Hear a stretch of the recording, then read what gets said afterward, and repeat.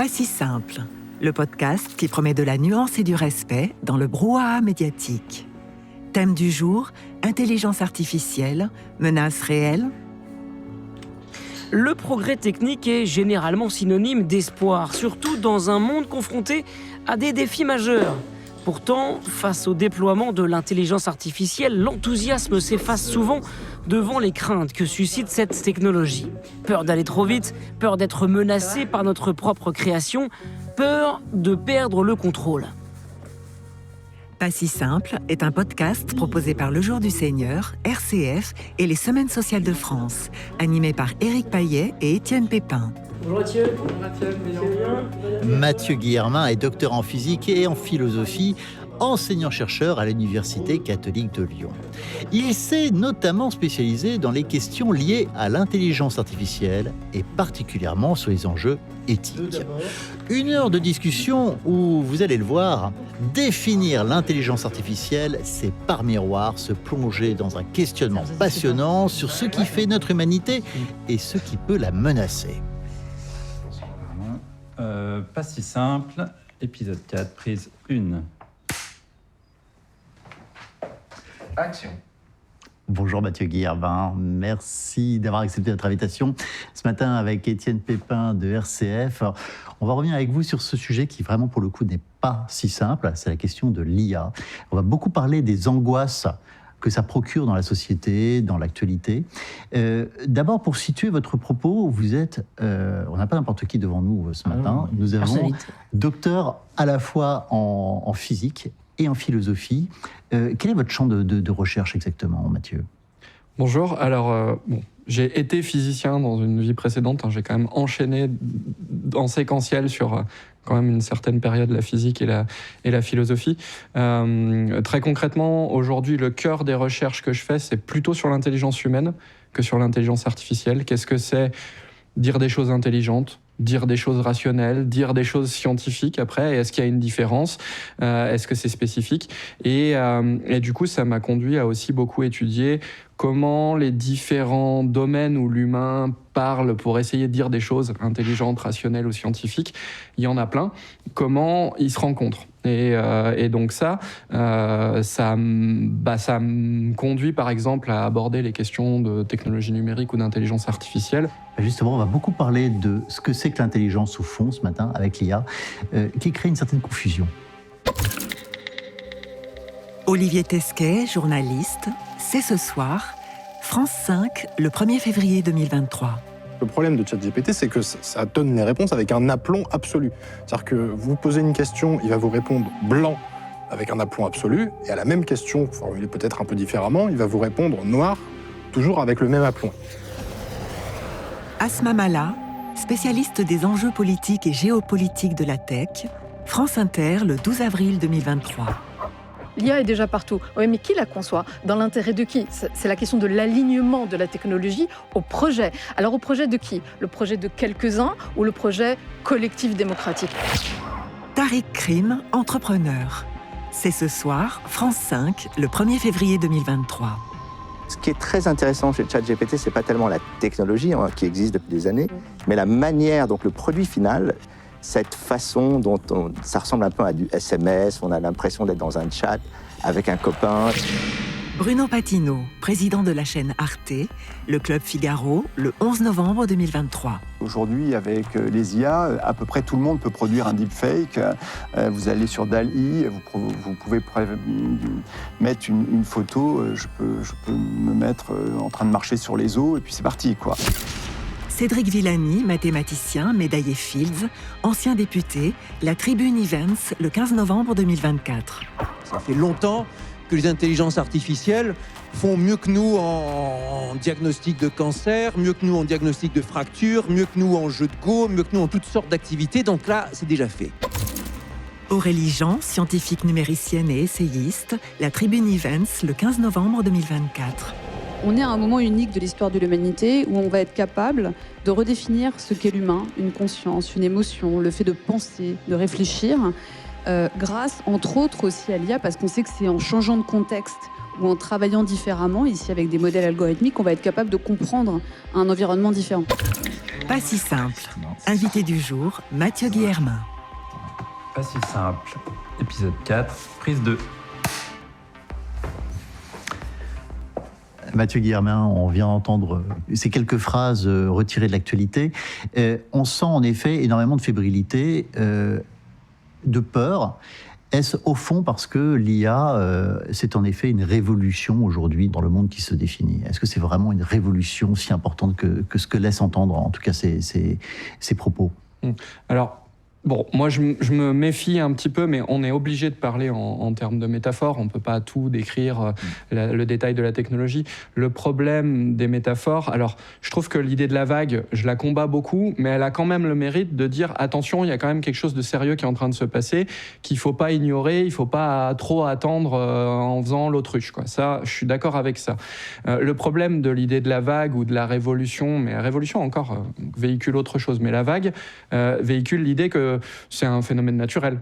Ça arrive malgré nous, et puis c'est voilà, on va surfer dessus ou pas, mais voilà. Et ça occulte le fait que déjà c'est pas une vague. À mon sens, c'est plutôt, à la limite, je préfère l'analogie plombière un peu, la métaphore de la plomberie, où il y a plein de conduites d'eau qui sont plus ou moins ouvertes, plus ou moins fermées, ou de pétrole si vous voulez, hein, mais parce qu'il y a des verrous technologiques, et il y a en informatique en général, dans le business de faire des programmes, et que à certains moments, on trouve des façons de contourner un problème, d'ouvrir une autre voie, de récupérer un endroit où il y a plein de pression qui sortait pas, là ça se met à sortir, et ça sort un peu plus ou moins dans tous les sens. Et c'est vrai que ces dernières années, on a ouvert on a fait sauter beaucoup de verrous, notamment il y avait un intervenant qui disait que la technologie c'est pas ça qui est important, ça existe depuis très longtemps. Oui et non, parce que dans ces cas-là, l'ordinateur existe depuis très longtemps, l'idée de machine à transformer des données, ça existe depuis le boulier. Donc c'est la combinaison de multifacteurs qui fait que ça prend cette importance. Et là, on a quand même un verrou qui est les mécanismes d'attention, ce qu'on appelle les transformers, qui sont des technologies. C'est pas parce que c'est du code que c'est pas de la technologie. Et ça a permis de traiter le langage naturel. Et ça permet de faire beaucoup plus de choses que ce qu'on faisait avant. Et il y a un vrai verrou qui a sauté à ce niveau-là, qui conduit à ce qu'on observe maintenant. Alors de quoi est-ce qu'on parle? Quand on parle de la révolution industrielle au 19e siècle, on a bien cette idée-là, on la comprend bien, elle est très concrète. Là, cette révolution avec l'intelligence artificielle, de quoi est-ce qu'elle est faite? C'est un concept ou ça reprend quelles idées réellement? Oui, moi c'est pour ça que je me méfie. Je pense dire c'est la révolution de l'IA, ça masque trop de choses.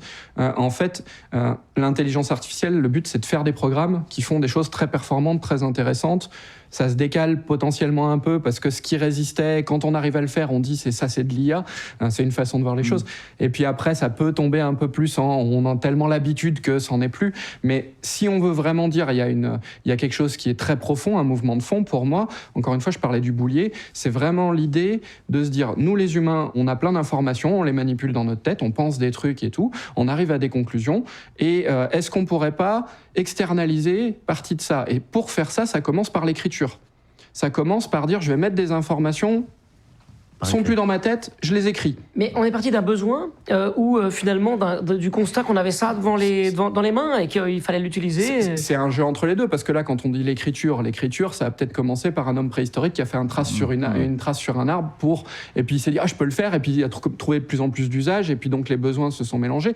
Mais ça nous a conduit à écrire des choses, et une fois qu'on a commencé à écrire des choses, on peut se dire après, est-ce que je pourrais pas faire des machines qui vont changer les traces elle-même, mécaniquement, pour générer une nouvelle trace qui veut dire autre chose. Et bon, là, je fais un super grand écart, mais l'ordinateur fait ça.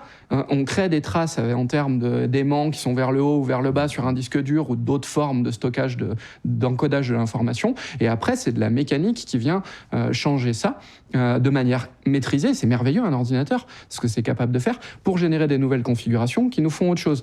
Le problème, après, c'est de guider la machine pour lui dire qu'est-ce qu'on veut comme transformation. Et là, on arrive dans la question de la programmation.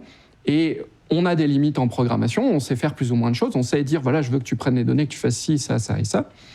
Il y a plein de choses qu'on ne savait pas faire. Et c'est là où on rentre dans les idées d'apprentissage machine, qui, là, pour le coup, c'est connu depuis longtemps, mais ça marche depuis 10-15 ans. Et ça permet de faire plus de choses. Alors je pourrais éventuellement... Mais alors justement, il faudrait qu'on essaie de distinguer, de définir la différence entre l'intelligence artificielle telle qu'on la connaît depuis une quinzaine d'années et l'IA générative, celle qui crée, celle qui semble être plus autonome, plus indépendante et qui porte en elle presque le risque de venir dominer l'homme. Oui, mais justement, c'est très important de faire ça parce que quand on va le dire comme il faut, on verra que les risques sont peut-être un peu plus mesurés, ou partagés, ou attrapables. Enfin, on peut se les approprier un peu plus facilement, parce que ce qui s'est passé donc depuis 10-15 ans, l'IA générative n'en diffère pas fondamentalement. Au départ, le but c'était de lui faire régénérer du texte qui ressemble le plus possible aux exemples qu'on lui a donné, donc il y a plein de textes disponibles, et il régénère du texte. Après, l'IA générative, là où ça va un peu plus loin, c'est qu'on veut pas que ça régénère exactement un texte qui existe, parce que ça serait presque du plagiat, ça poserait plein de problèmes, mais il faut que ça ressemble. Ça imite. Et du coup, en gros, l'idée, c'est de dire, mais ça, on voit bien que c'est complètement, je veux dire, il y a aucun critère qui va définir ça comme il faut. Mais ce qu'on veut, c'est mettre une certaine forme dans le code, qui a un peu d'aléatoire, un peu de surprise, un peu de l'aléatoire, c'est un mauvais terme, mais un peu voilà, c'est pas exactement les exemples qu'on veut. On veut que ça génère un truc qui ressemble sans trop ressembler. Mais du coup, si ça ressemble trop, on va dire, bah non, ça va pas, c'est pas vraiment génératif. Mais si ça ressemble pas assez, vous allez dire, ouais, mais c'est plein de fautes d'orthographe, ou alors c'est même plus du français, ou alors c'est même plus une image si on parle d'image. Et donc, il y a tout le côté... Est-ce que c'est intéressant, pardon. Est-ce que c'est ce qu'on appelle la vallée de l'étrange, où ça ressemble beaucoup, mais on se rend bien compte avec nos yeux d'homme que c'est pas vraiment une photo, quoi, que c'est pas vraiment quelque chose d'humain. Ouais, ça peut être lié à ça, mais je pense qu'il y a ce problème-là de quand ça copie, mais trop proche, mais pas assez proche, c'est bizarre. Et justement, ce qu'on veut, c'est que, alors on pourrait le redire comme ça, c'est que GPT ou les trucs d'IA générative, ça génère du différent, mais qui ne soit pas à basculer, à tomber dans la vallée de l'étrange, voilà, par exemple. Ou aller encore plus loin, pour le coup, ça serait du grand n'importe quoi. Mais dans les deux cas, ça va générer de la nouveauté à partir de l'ancien. Mais pour résumer, pour revenir à quelque chose d'extrêmement basique, et puis pour ceux qui nous écoutent, qui ne sont pas experts, l'IA, pour reprendre la combinaison, parce que vous dites que ce qui se passe aujourd'hui, c'est la combinaison de différents facteurs et d'évolution, c'est que d'un côté, on a des calculateurs qui sont de plus en plus puissants et qui sont capables de traiter un maximum de données, et de l'autre côté, on a une collecte de données extrêmement large. On va en parler après, de où est-ce qu'on va chercher, en tout cas, ces informations. Et on a donc une machine qui est capable, parce qu'elle synthétise ou parce qu'elle est capable d'aller assembler dans ce qui lui a été fourni comme matière première, quelque chose qui ressemblerait à une réponse, pour le coup, presque humaine. Mais je vous propose d'écouter Mariette Darigrand, justement, ce qu'elle en dit. D'ailleurs, les anglo-saxons parlent de learning machines, programmes qui apprennent, une description concrète du fonctionnement de ces logiciels. Nous parlons d'intelligence artificielle, un choix de mots qui en dit long sur nos fantasmes et nos craintes. Une bonne question pour notre sémiologue, Mariette Darigrand. Pas si simple. Thème du jour, intelligence artificielle, menace réelle. Mariette, nous avions déjà de bonnes raisons de nous inquiéter de la bêtise humaine. Et voilà que maintenant surgit l'intelligence artificielle. On a l'impression quand même que, plus que l'objet en lui-même, qu'on a du mal à appréhender totalement, déjà le terme intelligence artificielle est inquiétant. Il nous menace. Il nous menace beaucoup parce qu'il nous ressemble en fait. Nous avons en tête ce fantasme-là d'être dépassé par une machine qui, comme nous, en plus grande et plus puissante. Il y a une question de puissance aujourd'hui. Parce que c'est amusant, parce que l'intelligence artificielle qui naît dans les années 56, ensuite a ce que les scientifiques appellent un hiver, on oublie le terme, et il est revenu avec la grande capacité des computers actuels, c'est-à-dire calculateurs actuels. Avec la big data, c'est l'agrégation de big data. Exactement. Alors que le terme algorithme est très ancien, probablement venu de l'arabe qui invente l'algèbre. C'est amusant. Voilà. Donc nous sommes devant comme disait Bachelard, une rupture épistémologique. Quelque chose de nouveau, de fondateur nous arrive. Et effectivement, il y a des raisons de s'inquiéter. L'intelligence artificielle va détruire des emplois, etc. Nous le savons bien. Mais ce qui probablement nous fait fantasmer plus, c'est ce miroir avec nous. Le terme est très anthropomorphique. C'est quelqu'un, l'intelligence artificielle. C'est une dame. C'est une dame très puissante, une sorte de divinité. Nous l'avons incarnée dans une puissance. Hein. Et donc, nous sommes dans un miroir qui nous fait penser à la phrase biblique. Là, Dieu créa l'homme à son image. Nous avons créé une machine à notre image. Donc, fantasmatiquement, c'est prendre la place de Dieu. Et ça se faisait déjà dans le monde grec, et c'est la grande faute de l'hubris, on est plus fort qu'un dieu, et dans notre culture judéo-chrétienne, eh bien, disons, c'est le péché d'orgueil, ça réanime quelque chose qui nous culpabilise énormément. Donc on est pris dans deux sentiments quand même très compliqués, c'est-à-dire à la fois, on va être dépassé, on a une petite chose qui va une crevette là, qui va être dépassée par sa machine, et puis en même temps, nous sommes tout puissants. Et je trouve ça très emblématique d'un certain malaise sociétal aujourd'hui. Hein, entre la puissance et l'impuissance, on ne sait pas trop quel bord choisir. Et c'est emblématique du moment historique que nous vivons, qui est en effet une rupture épistémologique, un moment fondateur de notre révolution technique. Voilà. Mais au lieu de s'en réjouir en disant, par exemple, la médecine, par exemple, les transports, peut-être que la crise écologique va être en partie réglée par oui. ce que nous offre l'intelligence artificielle comme solution. Ouais. Voilà. Donc, ce que j'en tire comme conclusion, c'est que nous sommes dans un moment où nous sommes incapables de jouir du progrès. Le progrès est encore entaché par ce qu'il a sali au début du XXIe siècle, avec les différentes crises sanitaires, etc. Donc nous ne sommes plus du tout amoureux du progrès comme au XVIIIe et même au XIXe. Au cours du XXe, le progrès a montré que la technique pouvait conduire à la mort, etc. Donc nous sommes encore dans cette crise. Et peut-être que si nous refaisons cette conversation dans 2 ans, 3 ans, 5 ans, de nouveau, le progrès va pouvoir nous intéresser s'il sauve des vies. Et là, l'intelligence artificielle aura repris la place qu'elle doit avoir, c'est-à-dire... Un outil. Exactement, un outil, à notre service. Merci Mariette. Pas si simple. Invité du jour, Mathieu Guillermin.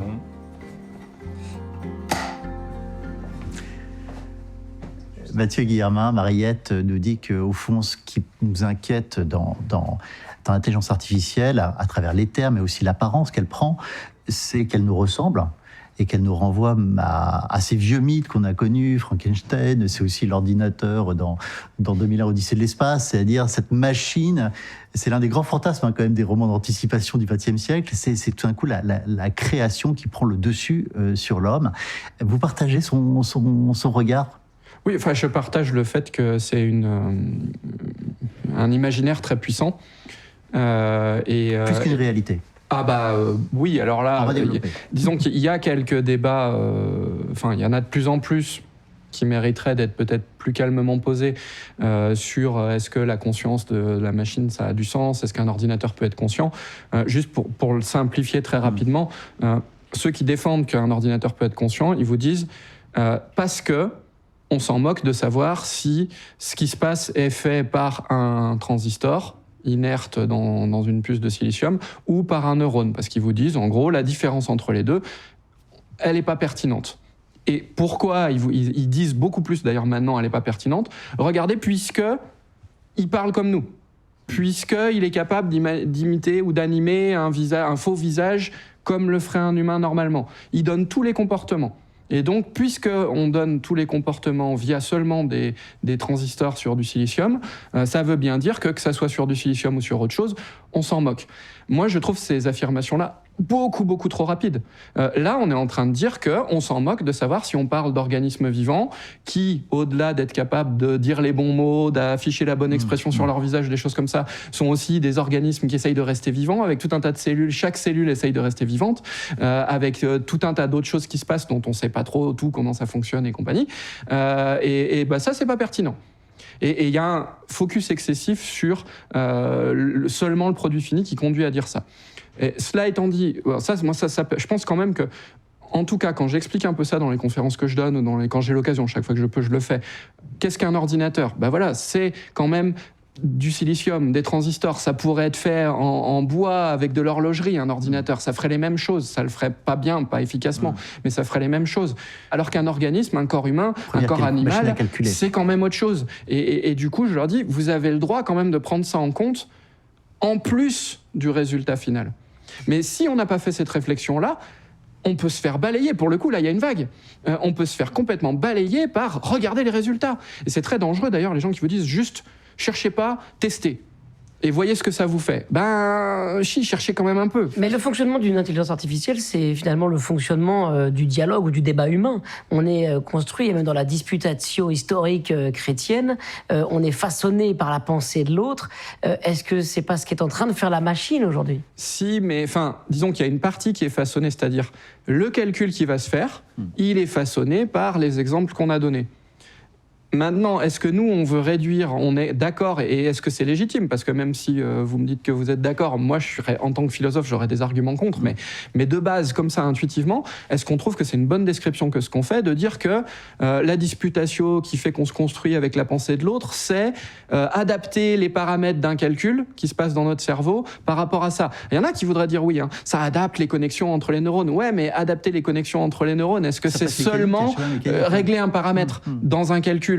Moi, je sais pas, un neurone, c'est quand même quelque chose d'assez magique. C'est une cellule biologique elle-même et puis il y a plein de différents types de neurones. Il y a pas que les neurones, il y a aussi ce qu'on a dans le cœur. Et oui, et puis tout ça, c'est... D'ailleurs, il y a Damasio, dans un bouquin récent, La Sentir et Savoir, ça m'a frappé, je suis pas très spécialiste de ça, il parlait de les neurones extéroceptifs et interoceptifs. Et ceux qui sont extéroceptifs, c'est ce qui amène a priori à notre système nerveux central l'information sur l'extérieur. Et ceux-là, ils sont isolés. Donc en fait, tout le signal qui passe dedans, tout ce qui se passe dedans est pas trop gêné par ce qui passe autour dans le corps. Mais tout ce qui se passe en nous, c'est l'information, c'est pas très bon, mais ça se propage vers le système nerveux central par des neurones qui, eux, sont pas isolés, ou pas tous. Et du coup, il y a tout ce qui se passe dans le corps au niveau électrochimique, au niveau hormones, au niveau machin, ça touche les neurones. Et toute cette richesse-là, on peut peut-être faire des simulations de ça informatiques, mais un ordinateur, il n'y a pas ça dedans pour l'instant. Enfin, ça sera... Après, faisons des machines qui sont indistinguables de l'humain dans sa biologie, et puis on dira, ça y est, on a la vraie intelligence artificielle. Oui, mais on aura un humain, en fait, quoi. Enfin, ça sera plus une machine. Enfin, après, il y a des choses comme ça, mais c'est un très très gros débat philosophique. Mais si on est honnête, moi il y a un travail, j'en reparlerai peut-être dans le projet que je coordonne, mais pour les questions d'éthique de l'intelligence artificielle et éthique des technologies en général, les experts, ils doivent être capables de dire, ok, il y a des débats, mais il y a quand même des grandes lignes, et je dois vous les ramener dans un truc accessible pour qu'on puisse tous en discuter. Et du point de vue des questions de conscience de la machine et des choses comme ça, oui, il y a des débats, mais il n'y a pas du tout un consensus évident qui dirait il n'y a pas de problème, la machine peut être consciente. C'est dans certaines communautés qui font de l'IA, ils veulent dire ça comme ça parce qu'ils ont pris des hypothèses spécifiques, mais d'un point de vue philosophique plus large, il n'y a pas du tout d'accord là-dessus, et il y aurait plutôt des très bons arguments pour dire d'autres choses, des arguments que je ne vais pas ouvrir maintenant. Mais du coup, moi, ce que je veux dire aux gens, c'est, il me semble, mais après on peut discuter, que nos intuitions qu'on a sur qu'est-ce qui est vivant, qu'est-ce qui l'est pas, qu'est-ce qui est conscient, qu'est-ce qui l'est pas, elles sont pas si mauvaises. On n'a pas l'habitude de dire ma tablette, elle est consciente, même avec un super programme dedans. Et de mon point de vue, le produit fini, le fait que la tablette, elle peut vous parler comme il faut, ça devrait pas trop changer nos jugements là-dessus, et il faut faire attention avec ça. L'une des caractéristiques de l'intelligence humaine, c'est aussi d'être disruptif. Tout d'un coup, c'est changer la donne, renverser la table. L'intelligence artificielle, elle se nourrit de ce qui a été produit précédemment. Est-ce qu'elle a cette capacité à être disruptif ? En fait... Alors, il y a des choses intéressantes à faire. Ça peut être un vrai outil d'assistance à l'exploration parce que, justement, l'IA générative dont on parlait, c'est l'IA comme d'habitude, mais ça produit des choses un peu pas tout à fait ce qu'on avait avant. Donc, ça peut être intéressant. Le problème, c'est que si on est dans un truc comme le jeu de Go, où il est très facile de calculer si la nouvelle proposition, elle est valable ou pas. On continue de jouer la partie, puis on voit si elle a permis de gagner ou pas. Eh bien là, on peut presque automatiquement détecter que cette nouveauté proposée-là, elle est bonne. Et c'est ce qui s'est passé avec les AlphaGo ou les choses comme ça, où là, il y a eu une sorte d'assistance à tiens, il y a un nouveau coup, et puis la machine, elle avait bien calculé que le nouveau coup, il était intéressant, et nous, on a appris à jouer comme ça même après. C'est pas le même business quand on est dans un environnement beaucoup plus complexe où spécifier si c'est une bonne chose ou une mauvaise chose, la nouveauté qui a été produite, c'est beaucoup plus flou. Et en fait, ça, c'est dans tous les domaines intéressants de la vie, la conversation, les traitements des nouvelles maladies, l'invention d'un nouveau truc. C'est pas par ça que ça va le faire. Par contre, des algorithmes peuvent nous aider à avoir des nouvelles idées, mais à partir du moment où il n'est pas trop possible de dire est-ce que c'est une bonne idée ou pas, on ne peut pas le calculer, eh ben, on sera obligé de juger. Et si on a tout perdu notre capacité de jugement sur qu'est-ce que c'est une bonne idée en médecine, dans d'autres domaines, en matériaux, en nouveaux matériaux pour l'énergie, des trucs comme ça, voilà, ça va être compliqué, quoi. Et donc, il y a tout ce côté. Qu'est-ce que ça veut dire une bonne proposition, une bonne solution, voilà, un bon truc qui est mis sur la table. Il y a des cas jouets simples où on peut le définir automatiquement. Et là, il peut se passer des choses très intéressantes de manière plus autonome, mais il y a un piège, et il est très exploité ce piège en ce moment au niveau fantasmagorie, de dire puisqu'il y a ça dans ces domaines, il y aura ça dans d'autres domaines, en ignorant le fait que le domaine a des manières d'évaluer qu'est-ce qui est bien, qu'est-ce qui est pas bien, qui sont peut-être plus floues, beaucoup moins algorithmisables ou beaucoup moins calculables. Pas si simple. Thème du jour, intelligence artificielle, menace réelle. L'une des grilles de lecture pour répondre à cette question, c'est de l'envisager sous l'angle des intérêts des entreprises privées versus ceux des intérêts publics, ceux des citoyens. Nous avons rencontré Quentin Sureau du cabinet Cartelis. Il conseille les entreprises sur l'intégration de l'intelligence artificielle dans leurs outils. Et David Cormand, député européen Les Verts, très impliqué sur la réglementation du secteur de l'IA. David Cormand, député européen, Les Verts. L'intelligence artificielle, c'est une technologie absolument fondamentale qui percute l'ensemble des domaines de notre vie. Quentin Sureau, directeur associé du cabinet Cartelis.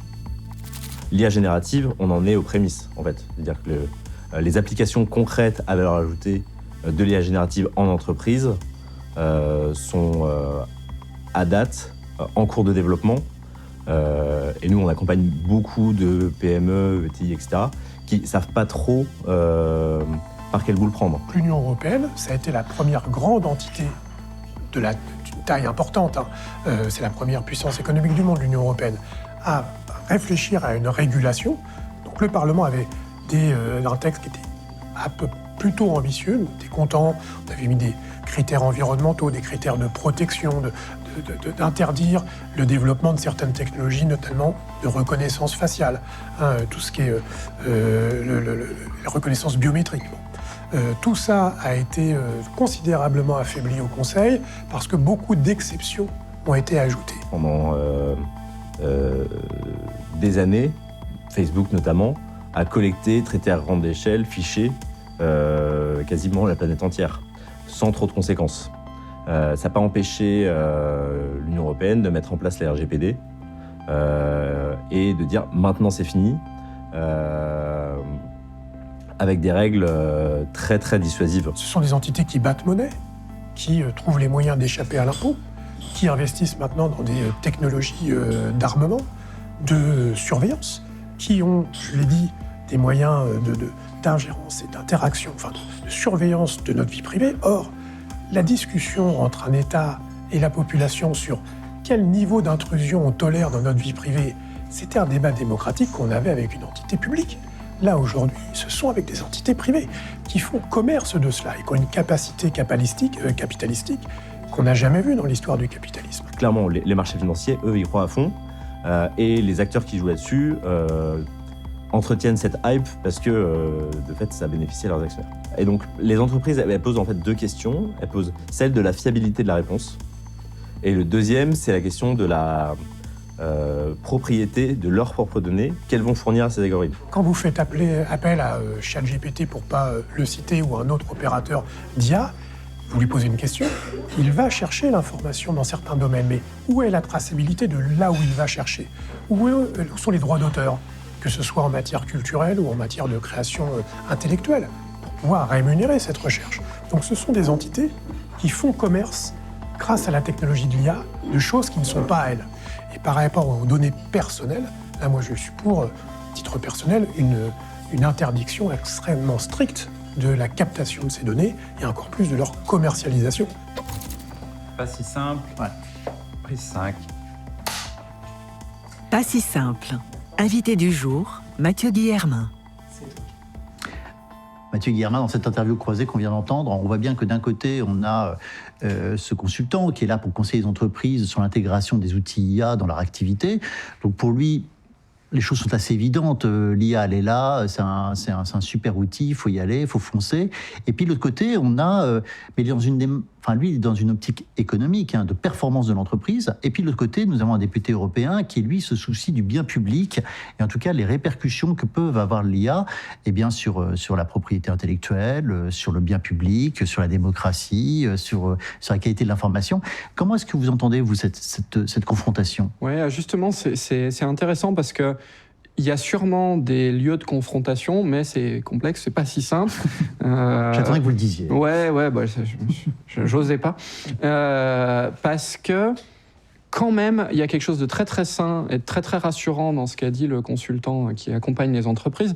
Il a distingué entre toute l'activité capitalistique, où il faut faire monter le prix des actions, et on fait des annonces, et on dit que OpenAI, dans 5 ans, ils auront une IA plus intelligente que l'humain. C'est l'IA générale, pas générative. Générale, c'est encore... mais elle sera sûrement générative aussi. Et c'est fantastique, et du coup, il faut investir. Et de l'autre côté, il y a des vrais gains d'efficacité, mais qui sont justement dans la vie concrète des entreprises, dans les tâches que les gens font concrètement. Il y a une demande pour... Alors les gens ne le savent pas forcément au départ, ils disent « moi je veux de l'IA », mais ce monsieur, son travail en fait, c'est de dire...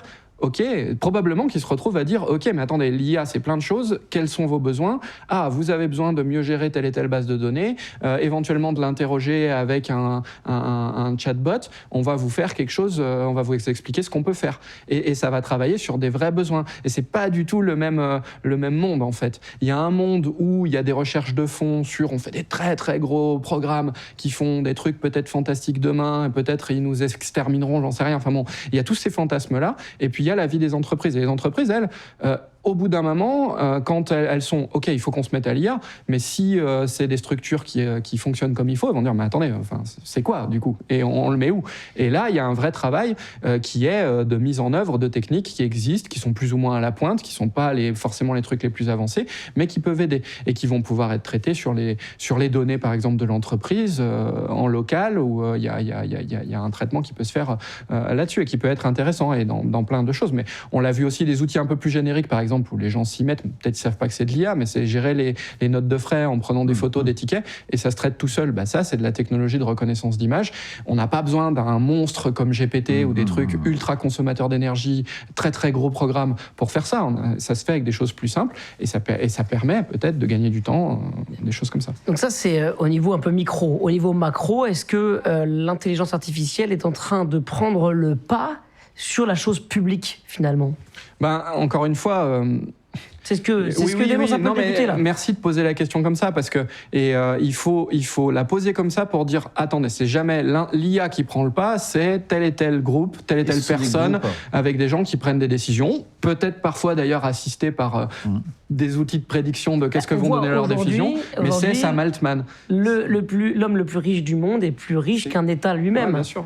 Non, mais c'est pour ça que c'est via la maîtrise des outils numériques, via des très très bonnes idées à certains moments pour certains. Elon Musk est aussi quelqu'un qui a eu des bonnes idées, pas forcément sur l'IA, mais en amont.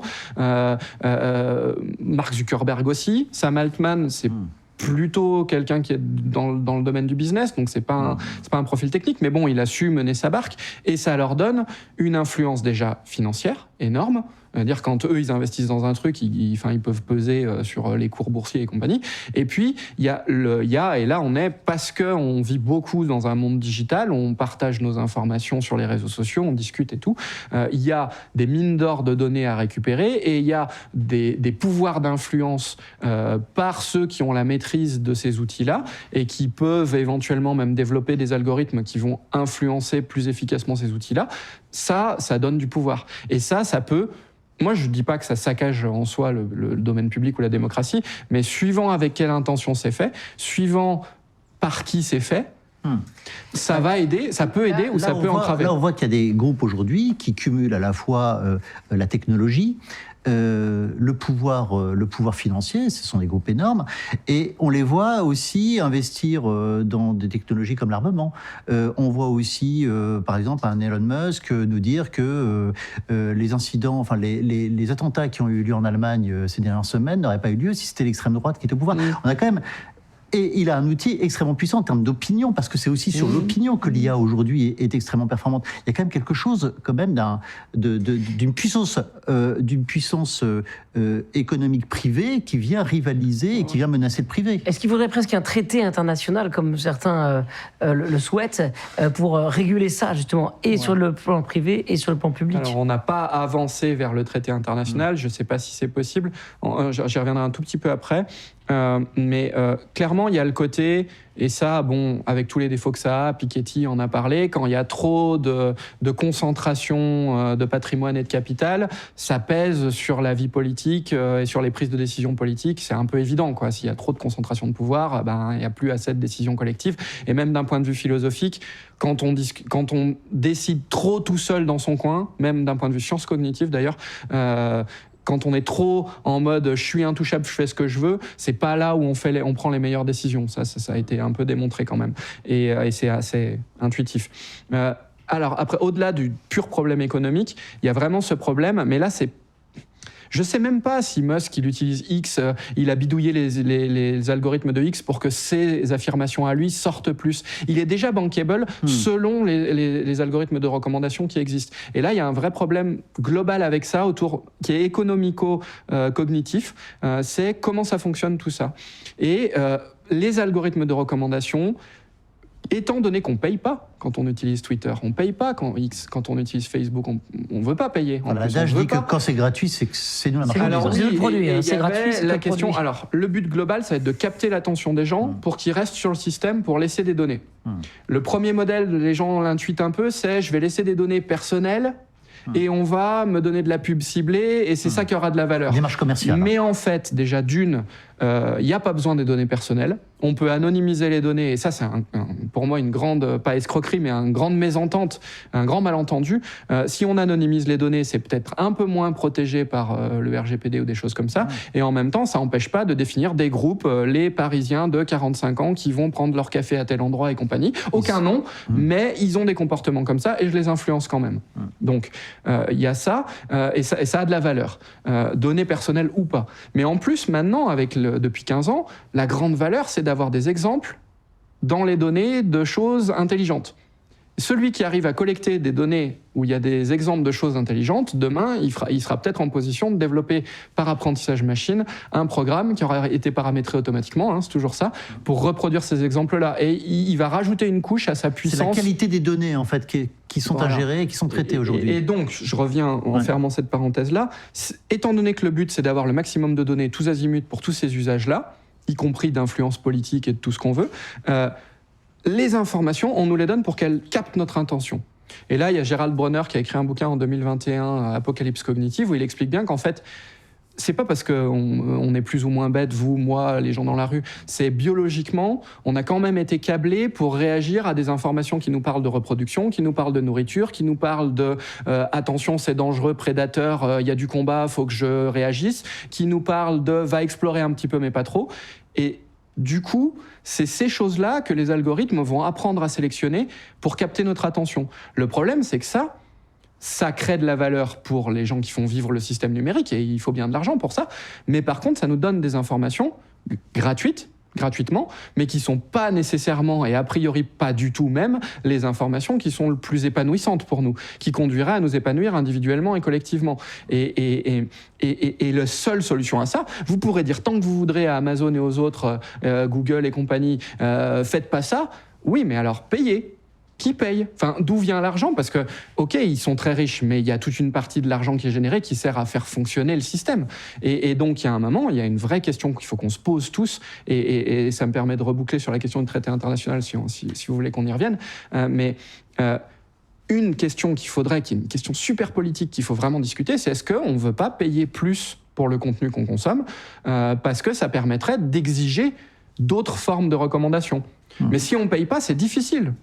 Et après, ça nous permettrait aussi de nous poser la question, est-ce que ce que je consomme a de la valeur? Parce que là, vu que là, c'est caché, le prix, je consomme. Et puis, oh tiens, un chat qui fait je sais pas quoi. Et puis, si je devais payer 5 € pour consommer une journée de YouTube, peut-être que je ferais un peu plus attention à ce que je consomme. Et je me poserais la question de la valeur. Et ça serait super important. Pas si simple. Direction Paris 14e. L'intelligence artificielle va-t-elle remplacer l'intelligence humaine? Peut-elle définir ce qui est bien ou mal?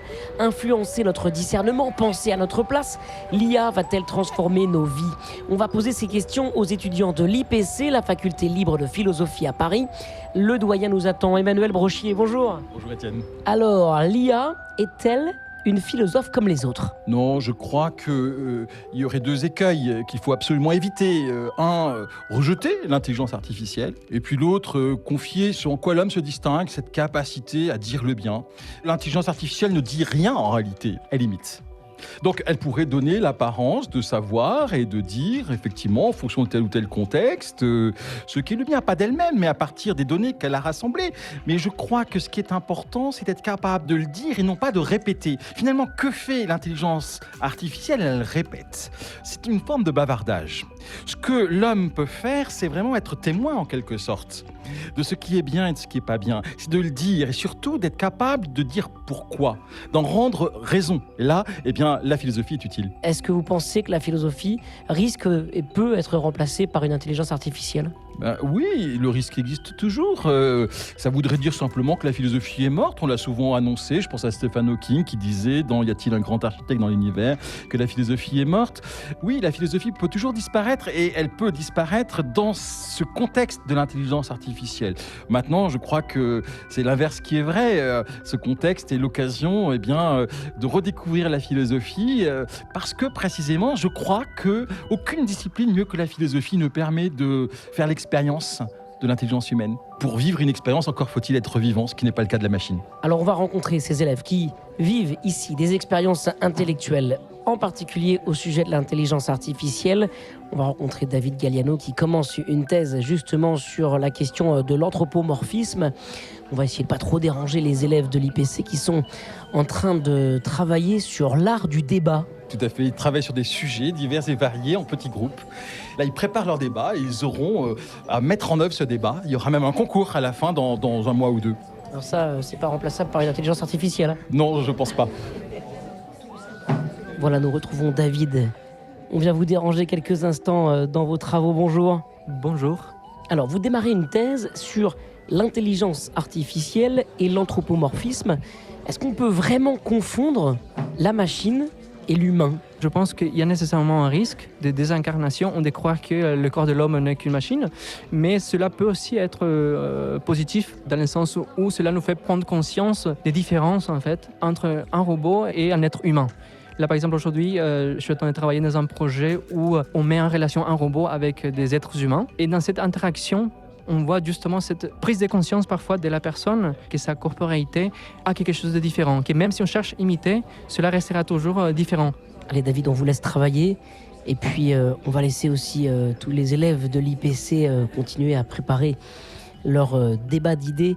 Merci beaucoup Emmanuel Brochier. On voit bien que l'intelligence artificielle, c'est un sujet transversal ici. Vous formez les étudiants sur les questions d'intelligence artificielle, mais dans différentes disciplines. Ah oui, tout à fait. Nous avons de la philosophie à l'IPC, mais aussi de la psychologie. Et dès cette année, nous avons mis en place un cours de psychologie pour les IA, pour être psychologue pour les IA, puisque les IA imitent l'homme. Et donc, on retrouve les défauts de raisonnement au niveau des IA, ce qu'on appelle des biais cognitifs. Et donc, il y a des psychologues qui vont travailler sur ces biais cognitifs.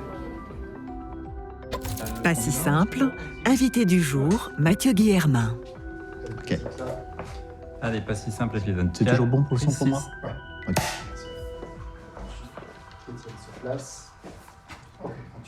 Alors, moi, je suis assez bluffé par ce reportage, parce que vraiment, alors, la philosophie et la psychologie, encore plus, on est vraiment dans les sciences humaines. Et là, entendre parler de psychologue de l'IA,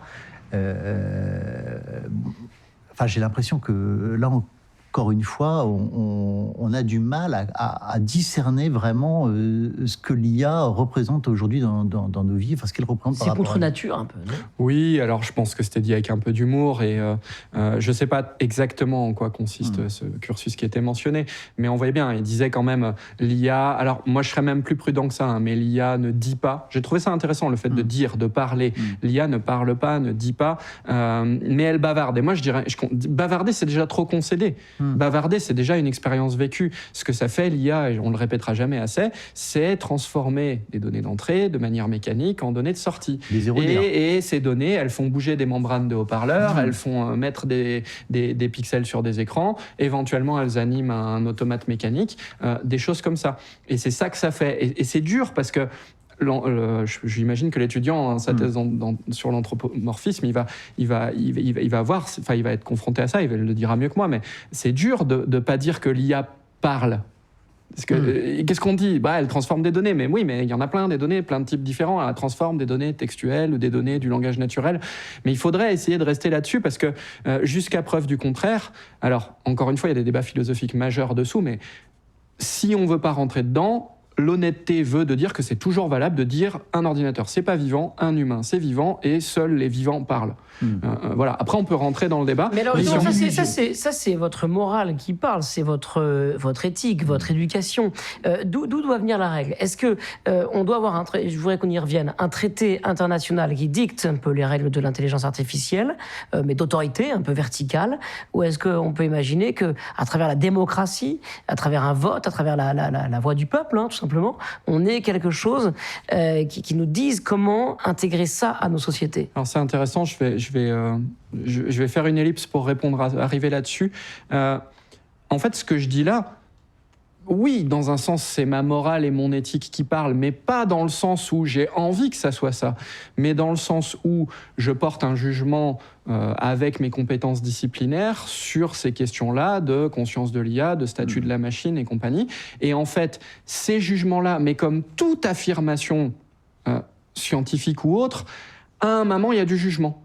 À un moment, il y a du jugement, et quand je dis jugement, je l'entends au sens fort, c'est-à-dire pas juste de l'application de critères pour vérifier que ce qu'on dit est vrai. Vous savez, le problème de calculer si c'est vrai ou si c'est pas vrai, si c'est bien ou si c'est pas bien. Tout n'est pas calculable, et dès qu'on réfléchit, on arrive à des moments où c'est inévitable de faire des sauts dans l'inconnu, enfin des best guess, des leap of faith, j'ai pas le terme en français, mais des engagements où sincèrement on pense que c'est ça qu'il y a de mieux à faire, et c'est pas des engagements dans le sens être gentil, être méchant, c'est des engagements aussi de connaissance, et il n'y a pas de connaissance sans ça. Mais du coup, ça veut dire que quand je dis ça, je le dis comme ça, donc ça a la valeur avec les limites et tout, et on peut discuter, mais de toute façon, c'est toujours ça qu'on fait. Et du coup, ça permet de venir à rebours sur faisons ça aussi, et il faut le faire aussi, et c'est pas l'éthique ou la politique, c'est pas un domaine de réflexion qui serait à dénigrer par rapport à d'autres qui s'est intégralement prouvé par des critères. Non, de toute façon, il y a des critères par-ci par-là, mais on en a en éthique aussi. Et il y a toujours du discernement et du jugement dans un sens fort, dans un sens je me soumets à des choses qui me paraissent évidentes, mais sans pouvoir être complètement sûr. Et ça, c'est vrai en science à certains endroits, c'est vrai en éthique. Et donc, il ne faut pas dénigrer l'éthique ou la politique parce qu'il y aurait du jugement. Et donc, une fois qu'on a dit ça, ça veut dire qu'il est, idéalement, au moins, si on n'est pas trop bête, possible de discuter calmement pour arriver à des conclusions ensemble, aussi dans les domaines éthiques et moraux et politiques. Et donc, pour les questions traitées et la démocratie, je pense qu'on peut espérer avoir des bonnes discussions politiques qui arrivent à des conclusions en démocratie, si on s'organise comme il faut, si on réalise que on peut pas, la démocratie, c'est pas juste concaténer ce que chacun pense dans son coin tranquille. Non, c'est parler ensemble pour faire le consensus le plus large, parfois sur des choses qui seront en tension. Il n'y a pas une seule vérité absolue à dire qui tranche le sujet, il y a peut-être plein de trucs qui tiennent la route. Et ben, il faut faire l'effort de parler de tout ça.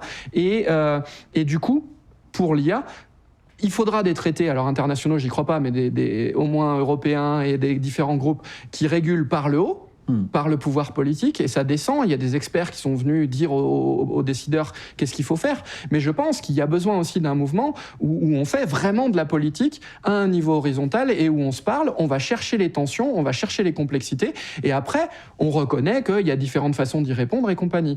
Et donc, essayer de faire cet effort-là, Et c'est ce que dit le pape dans son message pour la paix en janvier 2024. Et vous avez participé à la rédaction de ce texte avec d'autres philosophes, des scientifiques. Non, là, il a fait appel à des experts dont vous faites partie.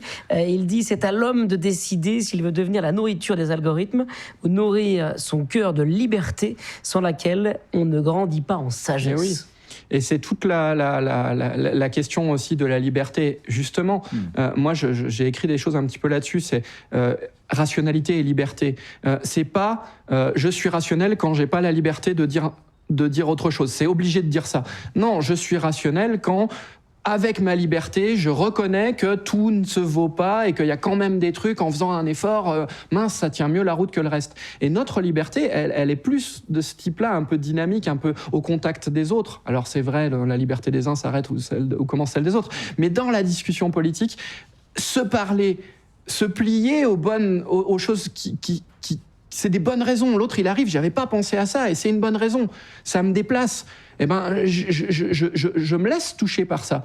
Et c'est pas perdre de la liberté, alors c'est perdre de l'autonomie complètement, enfin d'être enfermé dans sa bulle, quoi. Mais au contraire, donc je m'ouvre, ça me gêne, ça me déplace, mais je reconnais que c'est intéressant et je le reconnais volontairement et je fais œuvre de liberté. Et fondamentalement, la vie intelligente.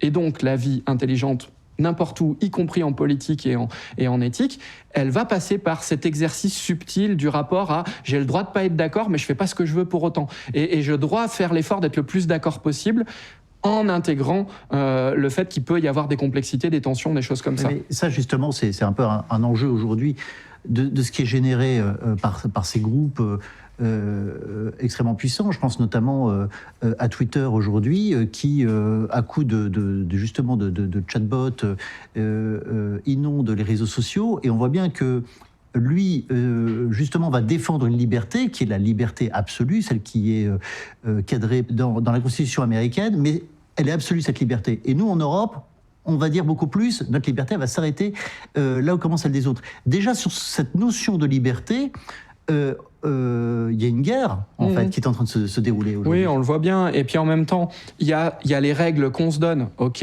on va plus ou moins basculer vers préserver vraiment la liberté individuelle, plus préserver le collectif. Mais moi, en amont des lois, je pense qu'en nous, on ressent, si on est des personnes normalement constituées, avec tous les guillemets et les précautions quand on dit ça, mais que, OK, il y a des choses que je peux pas faire. C'est évident, il y a des choses où je vais m'arrêter. Mais ça, il faut faire l'effort aussi de respirer, de regarder ce qui se passe autour de soi, de détecter les problèmes, les anomalies. Là j'ai fait ça, c'était pas bien. C'est l'expérience, quoi. Oui, c'est vraiment charnel, intime.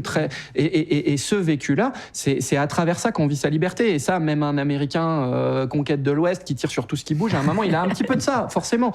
Et c'est ça qu'on doit travailler à faire exister. Et parfois, il faut laisser les choses s'exprimer le plus possible. Parfois, il faut resserrer un peu, mais c'est pas facile de savoir quand est-ce qu'il faut resserrer, quand est-ce qu'il faut pas resserrer. C'est pas des principes absolus qu'on peut. Si on dit par principe on va tout fermer, ça va pas. Si on dit par principe on laisse tout faire et n'importe comment, ça va pas non plus. On le voit bien. Mais le problème, c'est qu'il y a pas de critères. On en revient à un moment, il y a des critères par-ci par-là, mais ultimement, il y a besoin d'une activité de vie pour juger in situ, qu'est-ce qu'il faut faire, et on va peut-être se tromper en plus, et il faudra peut-être progresser, on va tomber, il va falloir recommencer. Et tout ça, c'est vraiment des choses qu'on doit apprendre à plus mettre en place entre nous. Mais donc peut-être c'est l'occasion de mentionner le projet que je coordonne, puisque donc c'est un projet qui s'appelle Nouvel Humanisme au temps des neurosciences et de l'intelligence artificielle. Et son but premier, c'est justement d'essayer de créer une sorte de dynamique plutôt ascendante qui pourrait rejoindre les efforts descendants de régulation par les États, par les décideurs, par les entreprises elles-mêmes, mais qui soit par les citoyens en tant que consommateurs ou consommatrices, et ainsi de suite. Et l'idée, c'est d'essayer de mettre en place des espaces, d'ouvrir des espaces où les universités, c'est un groupe d'universités catholiques, donc c'est la Fédération internationale des universités catholiques. On est dans 9 pays différents sur 5 continents. Et l'idée, c'est que chaque partenaire universitaire, il amène des connaissances, mais pas pour dire c'est ça la solution, mais pour dire voilà, je vous mets des billes pour qu'on discute tous ensemble. Et on a organisé des discussions dans tous ces pays-là, on a fait des synthèses, et justement on est allé essayer de rendre les synthèses sous forme de toutes les idées qui sont pas trop bêtes à dire, voilà, ça a l'air d'aller, on les met et après on voit qu'il y a des tensions entre ces idées-là et on essaye de faire commun autour de ces tensions-là. De dire par exemple, ah bah oui c'est vrai, que les machines vont être de plus en plus convaincantes, ça va être tentant de s'y relier. Ah bah oui, c'est vrai aussi que quand même, c'est que des machines et que peut-être dans 5000 ans ou dans 500 ans ou dans 50, il y aura des machines vivantes, mais pour l'instant, c'est des machines, elles n'ont pas de droit. Et donc, on peut les traiter n'importe comment. Ah mais oui, mais c'est vrai quand même que si on traite des machines qui ressemblent trop à des humains comme des objets, peut-être que ça pose un problème. Vous voyez, de faire commun autour de ça. Et après, on pourra dire libéralisons, pas interdisons ci ou ça, mais au moins on a cartographié. Et donc c'est ça qu'on essaye de faire dans ce projet-là, comme une sorte de service des universités à la société. Et puis nous, on en tire beaucoup de matière à penser. Et puis voilà, et c'est le rôle de l'université aussi d'aider à faire ça. On aura bien compris que donc, avant de parler d'intelligence artificielle, il faut d'abord que nous, les humains, nous continuons à être intelligents et à être vivants. C'est ce que je retiens aussi de cette discussion. Merci Mathieu Guillermin.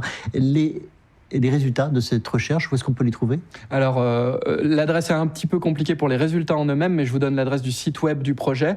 Donc, c'est www.nhnai.org/fr pour la version française. Et là, dedans, il y a un onglet dans le menu résultats où on peut aller regarder, focus sur les complexités ou alors les résultats un petit peu plus bruts. Et donc, il ne faut pas hésiter à aller regarder. Il y a même une invitation à participer, à rebondir sur les choses qui ont été dites et à continuer la discussion. Merci Mathieu Guillermin pour cette discussion passionnante. Merci Étienne.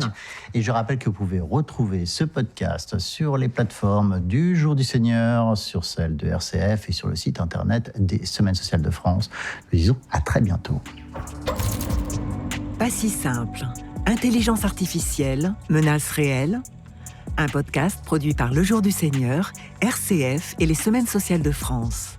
Présenté par Éric Payet, Étienne Pépin. Réalisé par Georges de Genevray. Prise de son, Sylvain Delecroix, David Sandras, Laurent Schwartz. Reportage, Geoffrey Defebvre, Sybille Delettre, Étienne Pépin. Montage son et mixage, Benjamin Alves. Voix off, Lison Risse. Documentation, Claire Latuile. Production, Frédéric Niquet-Châtelet. Archives, France Télévisions, Together Média, France Inter, le Club Figaro ID, La Tribune. Musique, Mima Musique.